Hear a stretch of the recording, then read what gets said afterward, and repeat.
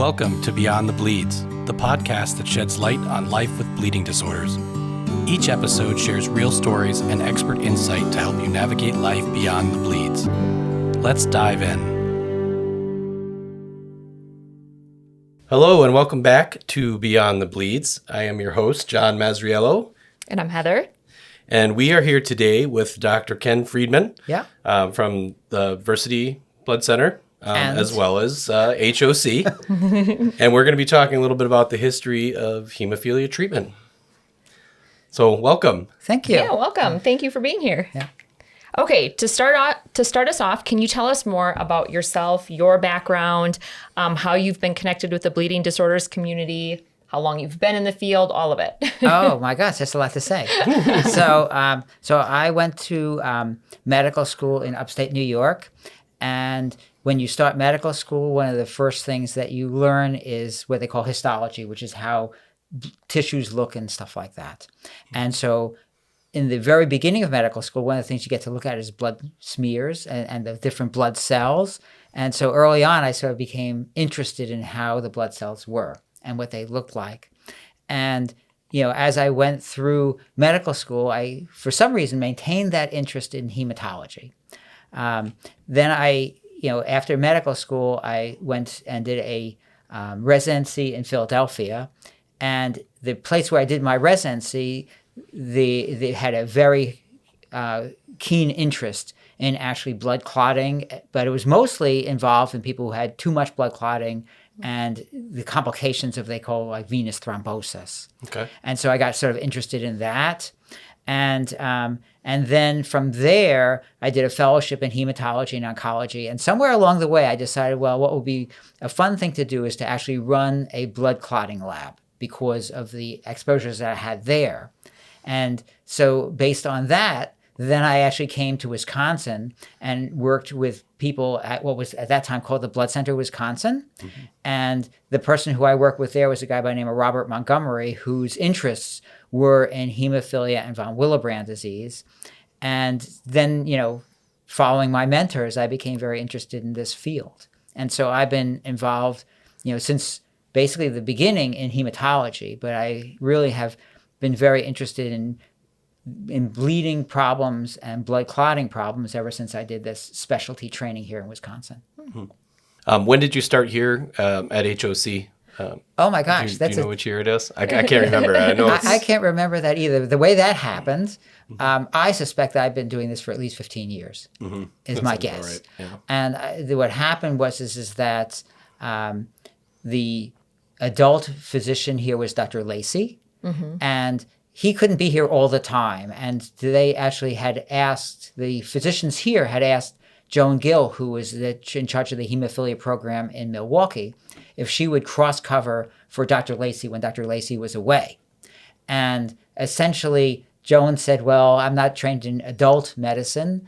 Why don't I ask Ken Friedman if he will do this? And so I have been working here at HOC in capacity that has varied over time ever since that time with Dr. Lacey. Yeah, as long as I can remember, that's for sure. So, well, it's great to have you here. Well, thank you.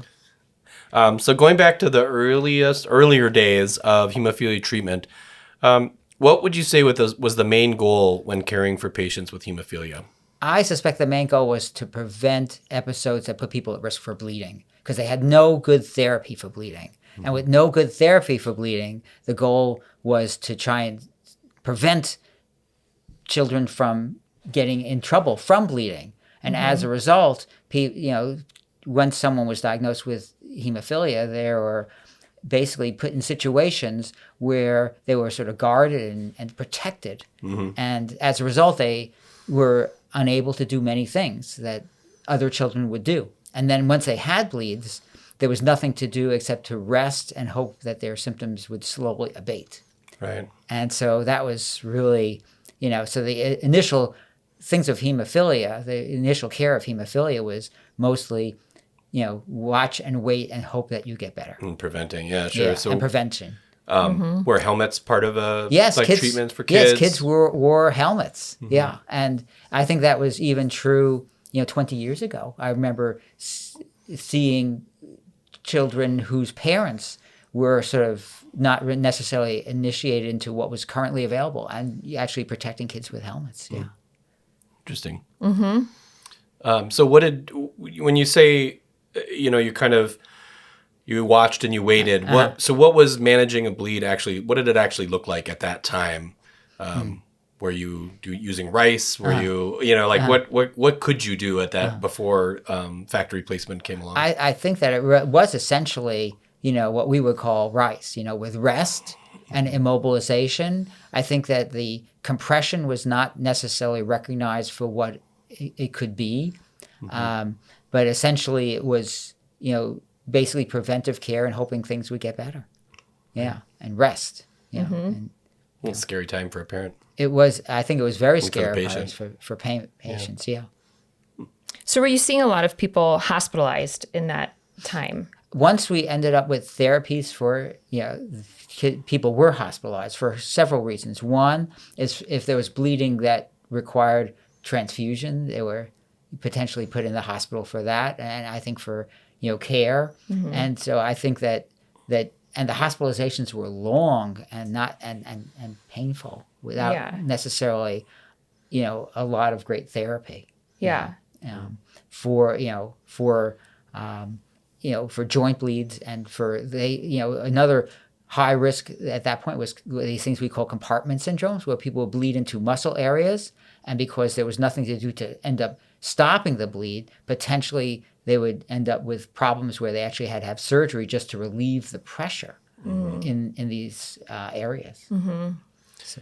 And so did they do did they do blood transfusions, like whole blood transfusions at first? Yeah, yes, it was whole. Yeah, that's what I guess. I wasn't around that time. I guess it was whole blood transfusions. Eventually, I think that it became aware that it didn't necessarily have to be whole blood transfusion, but we started with whole blood transfusions, and then there was plasma infusions, and only in the 1960s they realized, or maybe a little bit before that, cryoprecipitate, which is a fraction of plasma, was used. And then it was first found in the 1960s by someone named Judith Graham Poole that a fraction of plasma that was called cryoprecipitate was rich in factor VIII. And so then they could start using that. But essentially early on it was, these cruder blood products. Sure. Yes.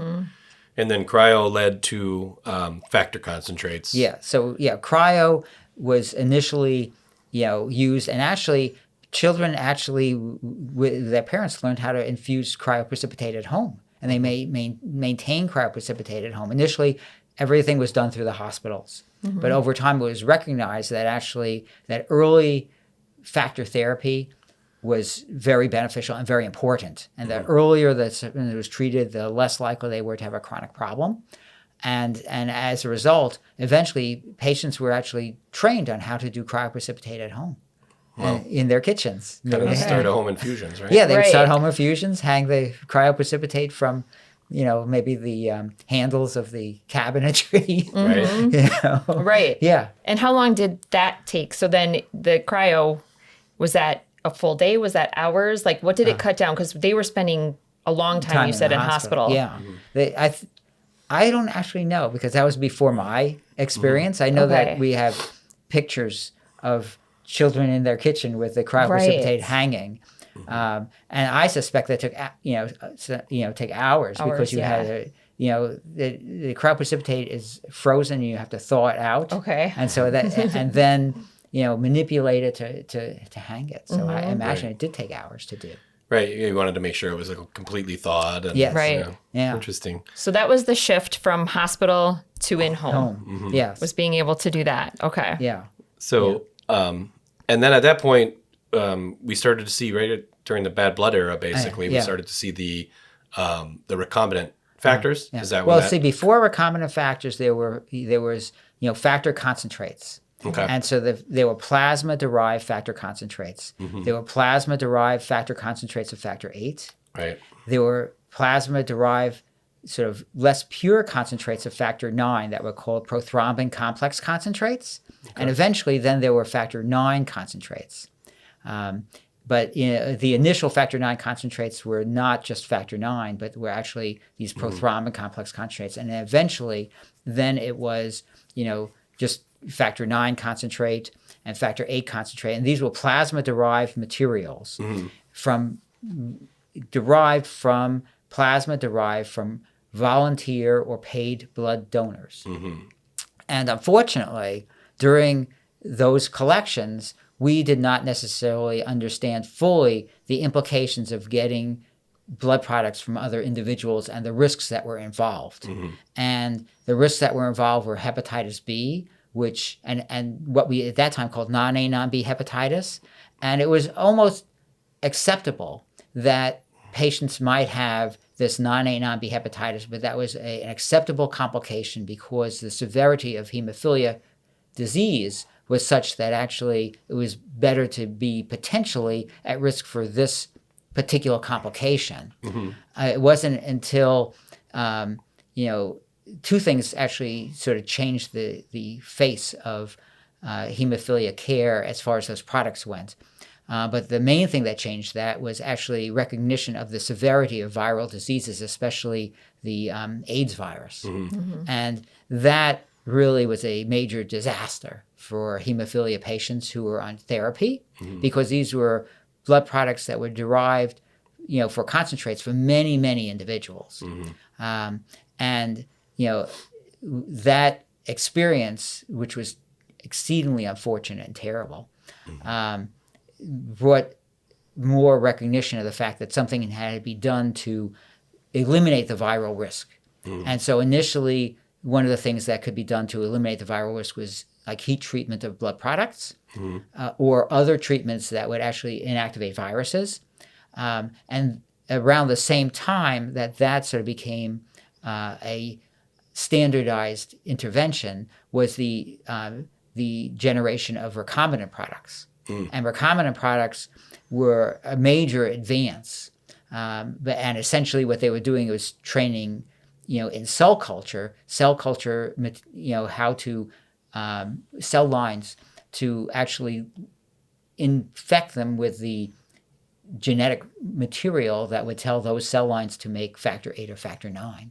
And so you could do it without actual plasma-derived product. Yes, without plasma-derived factor VIII or factor IX. Completely eliminated that health risk of the hepatitis C or HIV transmission, right? Yeah. So and that actually, was a stepwise thing because initially the initial products actually still might have had albumin, which probably the way it was treated did not put the risk for viral transmission.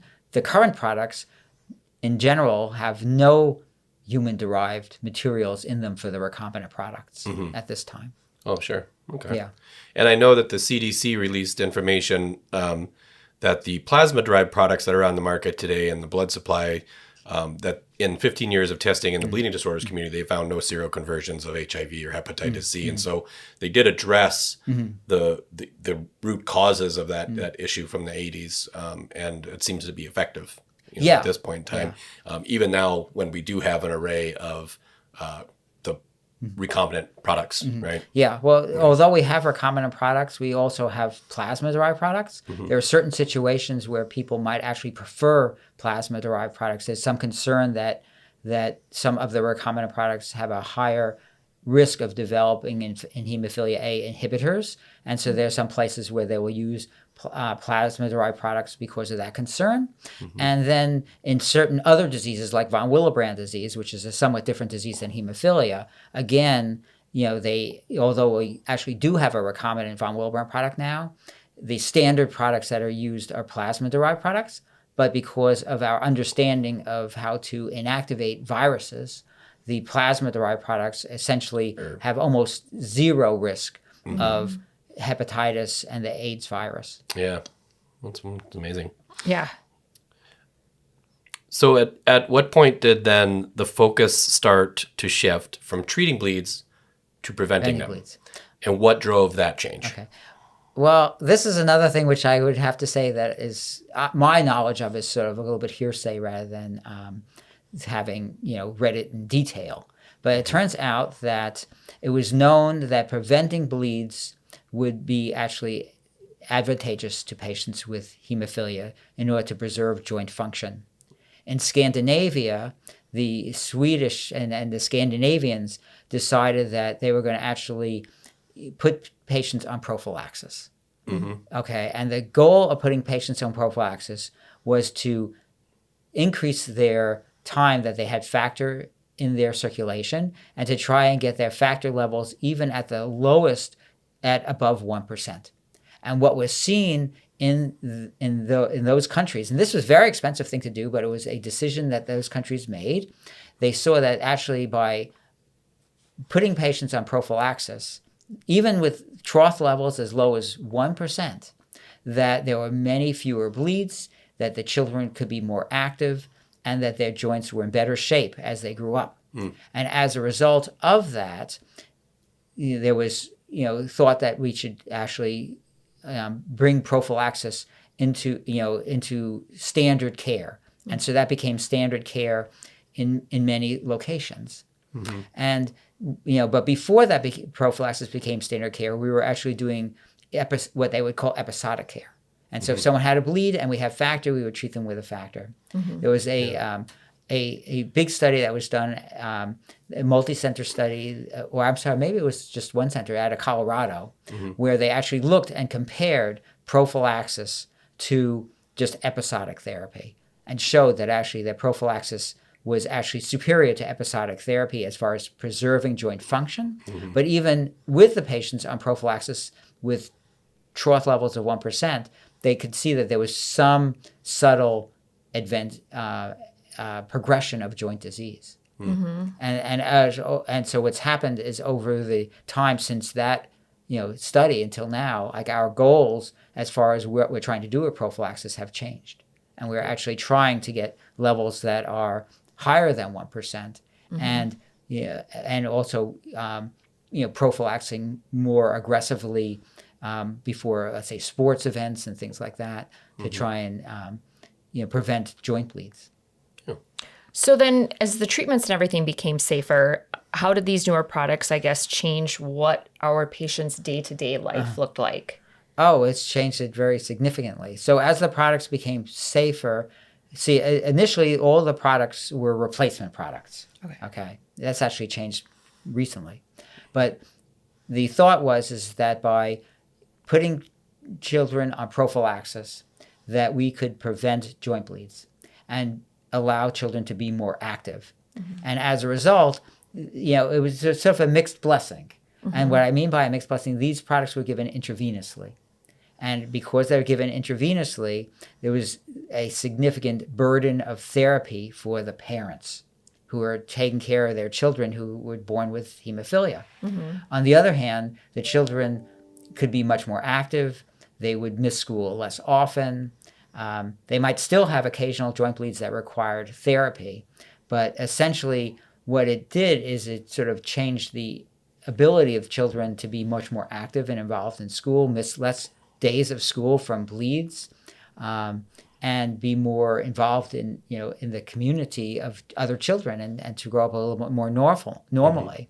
However, there was a significant, what I would say, burden of treatment that was transmitted to the parents who were taking care of their children. There was also some burden to the children themselves as to learn how to accept needle pokes. Which is not necessarily so easy for a child.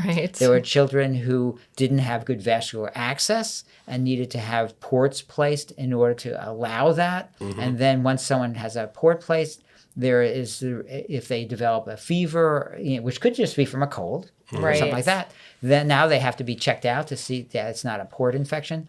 So that there was actually although children's lives overall we feel was much improved. I think that we became aware over time of the major burden of having to be on factor replacement. And the original factor replacement therapies, the proteins were basically modeled after what nature and God gave us.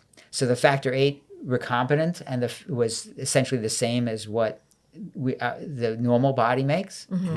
The factor IX similarly, and those two had what they said as a short half-life, which meant that the children had to be infused with these products. For factor VIII, it was up to 3 times a week. For factor 9, it was twice a week, which is a major burden. Yeah. And then, in addition, there were children who developed antibodies against these proteins, and then we had to come up with a way to skirt those problems as well for that minority of children.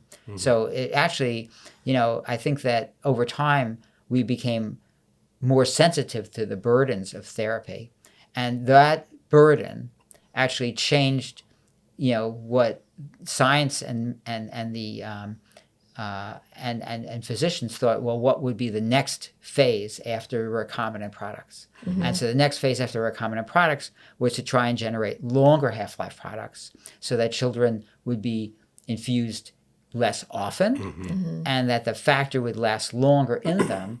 And with the advent of these longer half-life products, we're also sort of changing our goal as to what we want the lowest level to be between infusions. And so the Scandinavians, when they first started, 1% was great. 1% is not as acceptable now as it was. And so actually our goals are to get higher levels because the higher levels are associated with less bleeding than this initial goal. And the reason they chose the initial goal of 1% was because that's what they could accomplish, and it was costly at that. And now that we can accomplish higher levels, our goal is to have higher levels so that people are protected better. All right. So are you seeing differences now in how active our patients can be? The youngsters, like they're able to go out and maybe even try out for sports and things like that. So you seem that's there now, right? When we look kind of ahead, right now we're in this this interesting space of we have gene therapy available. I don't think it's available for kids, but they are working with all sorts of rebalancing therapies. Gene therapy has gotten a lot of attention. Could you maybe just explain what it is and how it's been successful so far? Okay. So essentially, the goal of therapy initially was to prevent bleeds and to treat bleeds. Okay. And then over time, the goal was let's prevent bleeds.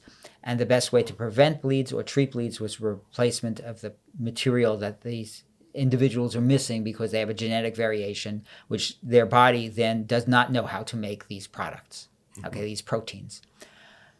For a long time, people said, well, if someone has a genetic disease where their body does not have the message to make that protein, the factor 8 or factor 9, can we somehow get into their body that genetic message? And basically through many years of research, of research, what was found is that there are ways to actually, bring an added gene to an individual who is missing a specific gene. And essentially what the gene therapies that were invented were gene replacement therapies to actually change their body in such a way that their body could make that protein because they now had the genetic message. And so how do they get that genetic message in? For both hemophilia A and hemophilia B, the thought process is that that basically they can sort of emulate what viruses do.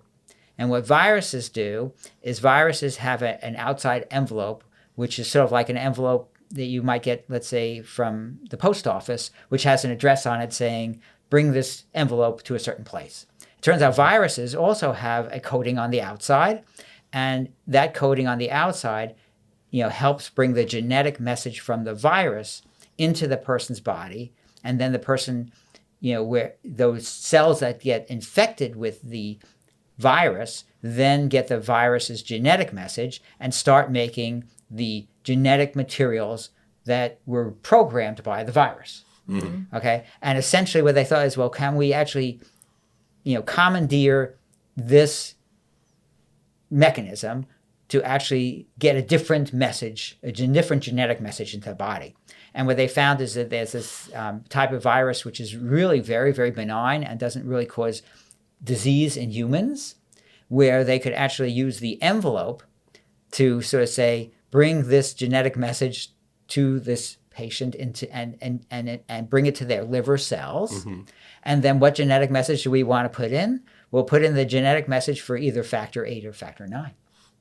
And so essentially what gene therapy is in hemophilia A is to make a sort of reconstructed virus envelope that inside has the genetic message saying make factor 8. And then they have a similar one for hemophilia B that uses a similar related sort of viral coat, which is just proteins that on the outside of these, is this viral coat with proteins and lipids. And on the inside is the genetic message for factor 9.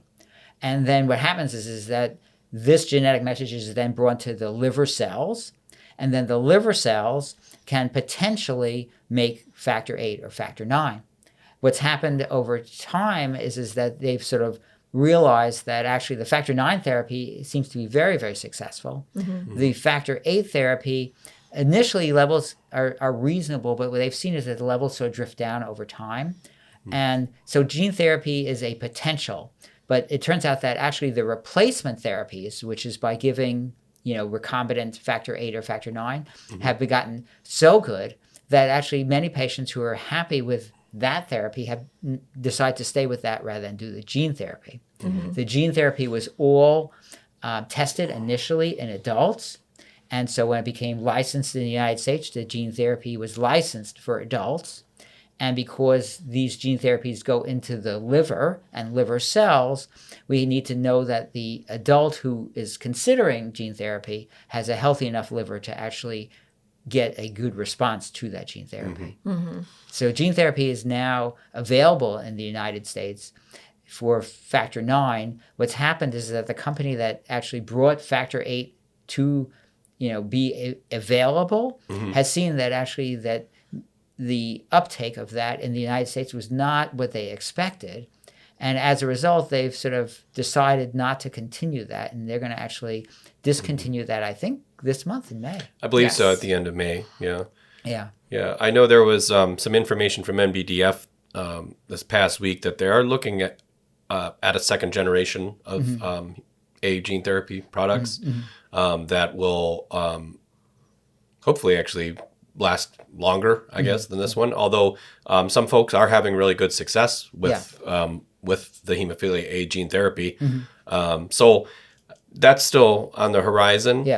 It's, as a professional, you kind of like see that. You're like, it's disappointing to see that there wasn't the uptake that there was, but it's understandable.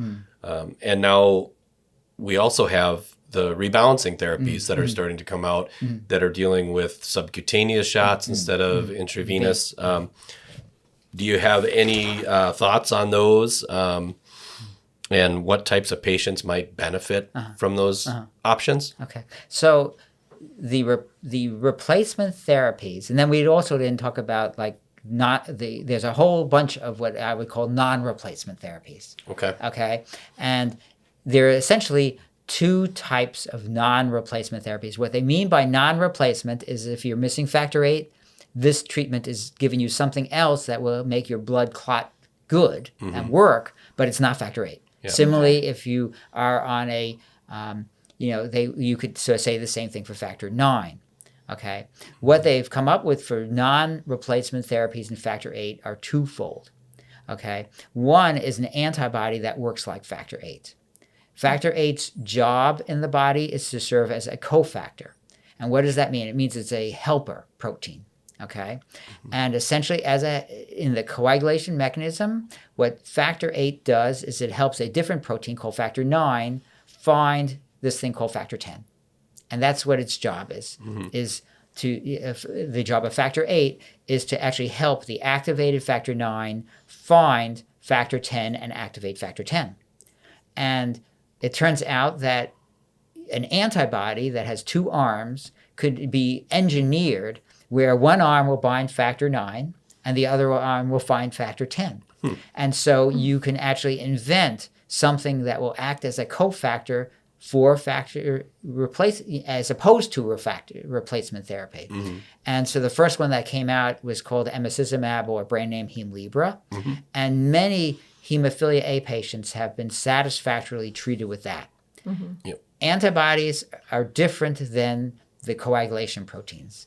Antibodies have to be able to get everywhere in our body to protect our body from infections. And as a result, unlike factor VIII that had to be put intravenously, the factor IX, the emicizumab, or this Hemlibra antibody could be put under the skin. And so you didn't need to have vascular access. And many people have been, and antibodies also have a long half-life. And so this non-replacement therapy has done wonderful for many individuals with hemophilia A. We don't have something like that necessarily for hemophilia B. Okay, so that's one type of non-replacement therapy. Do they call those mimetics? Yes, they call those mimetics. Okay. And what does mimetic means? It means it mimics, or it sort of acts like. Yeah. Okay. So that's where they came up with that. So the factor VIII mimetics, and there's right now there's one that's available to our patients, and there's at least two that are actually in clinical trials. Okay. So that's one type of non-replacement therapy, and that will work in hemophilia A, but not in hemophilia B. The other type of non-replacement therapy is what they call rebalancing agents. And rebalancing agents are really sort of a difficult thing to fully explain. Okay. And so it turns out that our bodies have mechanisms, a healthy body has mechanisms to make blood clots where there's a hole in a blood vessel. And in patients with hemophilia A or hemophilia B, they're missing some of the proteins involved in assembling that blood clot. Okay. Our bodies also have a mechanism to contain that, normal blood clotting to make sure that it doesn't happen where it's not supposed to happen. Right. Okay. And essentially in the rebalancing therapies, what they said is, well, what can we do to rebalance to either turn off the turn-off mechanism, or to and that's essentially what they said. And it turns out that there are different proteins that are involved in this containment to prevent abnormal blood clotting. And for a healthy individual, this is important to prevent them from having an abnormal blood clot.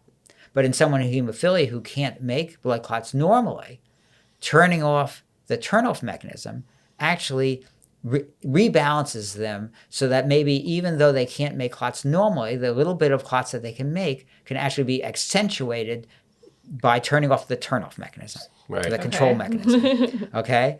And so there's actually now four materials that are actually licensed in the United States that work as rebalancing agents. Do I ever have that right? 1, 2, 3. I can think of 3. Yeah, there's 3. I'm sorry. There are 3 that can do that. And, there's something called tissue factor pathway inhibitor, and there are 2 medications that actually help control that arm. And then there's something called antithrombin, and there's one medication that helps control that arm. So that's the background. Now to get to your question, which is who are the right patients for that? And that's a very individual thing. Okay? When I see a patient who is doing well on factor replacement therapy, in general, I think they're doing well. So maybe that's okay for them. For patients who are not doing well, because many of these factor especially for factor IX, but for some of the patients on factor VIII, they need intravenous access to put the factor in. And so someone who doesn't have good vascular access may be a candidate for these rebalancing agents because, like the emicizumab Hemlibra, they're administered under the skin. Okay. So one is patients who don't have good vascular access. Another is patients who, are, forgetful. And it turns out that you need to take these agents, on schedules. Okay. And so someone who is, missing doses for whatever reason, or doesn't have the time in the morning to administer something that would be intravenous, might be able to administer something that is not intravenous. And for factor VIII, there's the emicizumab Hemlibra, but there's nothing like that for factor IX. Okay. Another is patients who have inhibitors to factor VIII and factor IX. because the rebalancing agents work in a completely different way. They're not replacing the factor. And so someone who has an antibody to factor VIII or an antibody to factor IX, again, would be a good candidate for these non-replacement therapies. And so, I think that, and then there's certain conveniences, like it turns out that one of the agents that's available for rebalancing has to be infused only once a month. Right. And so for someone who, has reasons to really desire to be on something that is given that infrequently, maybe that rebalancing agent is reasonable. So I think that what I would say, unlike standard hemophilia, where we say everyone would benefit from, if they have severe enough hemophilia, from being on something. And, there are some people, and I think it would be very individual, which patients are better on rebalancing agents or, than, as opposed to on what's the other agents.